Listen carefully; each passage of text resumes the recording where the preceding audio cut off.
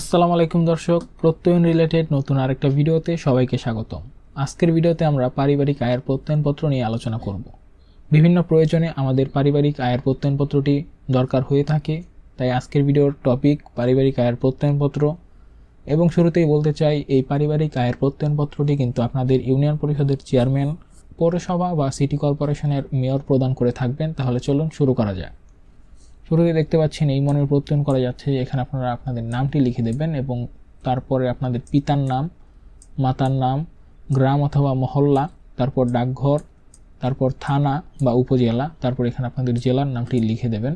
সে জন্মসূত্রে বাংলাদেশের নাগরিক। এবং এখানে আপনারা যদি ইউনিয়নের বাসিন্দা হন তাহলে ইউনিয়নের নাম লিখবেন। পৌরসভা অথবা সিটি কর্পোরেশনের বাসিন্দা হলে পৌরসভা অথবা সিটি কর্পোরেশনের নাম লিখে দেবেন। তারপর দেখতে পাচ্ছেন ওয়ার্ড নং, আপনারা কত নং ওয়ার্ডের বাসিন্দা এই ওয়ার্ড নংটি কিন্তু এখানে উল্লেখ করে দেবেন। আমার জানা মতে তাহার পারিবারিক মাসিক আয় এত টাকা, অর্থাৎ এখানে আপনাদের মান্থলি ইনকামটি কত এটি কিন্তু এখানে লিখে দেবেন। তারপর দেখতে পাচ্ছেন বাৎসরিক আয়, অর্থাৎ আপনাদের প্রতি বছর পারিবারিক কত টাকা আয় থাকছে সেটি কিন্তু এখানে লিখে দেবেন। তারপর আমি তাকে ব্যক্তিগতভাবে চিনি ও জানি, তাহার নৈতিক চরিত্র ভালো, আমার জানা মতে সে সমাজ বা রাষ্ট্রবিরোধী কোনো কাজে লিপ্ত নহে।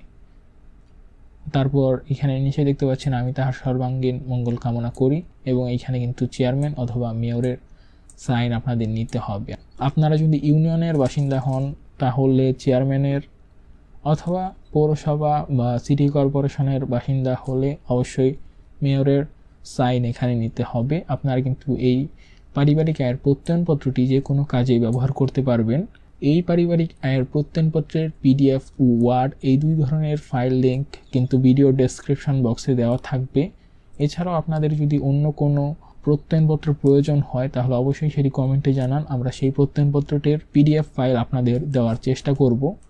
দেখা হচ্ছে নতুন কোনো ভিডিওতে। সেই পর্যন্ত ভালো থাকবেন, সুস্থ থাকবেন। আসসালামু আলাইকুম।